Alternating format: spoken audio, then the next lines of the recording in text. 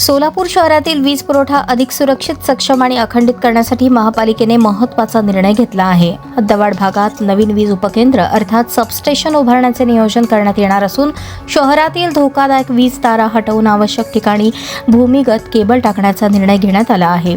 महापौर विनायक कोंडाल यांच्या अध्यक्षतेखाली आणि महावितरण होल्डिंग कंपनीच्या स्वतंत्र संचालक नीता केळकर यांच्या उपस्थितीत झालेल्या आढावा बैठकीत विविध वीज विषयक प्रश्नांवर सविस्तर चर्चा झाली.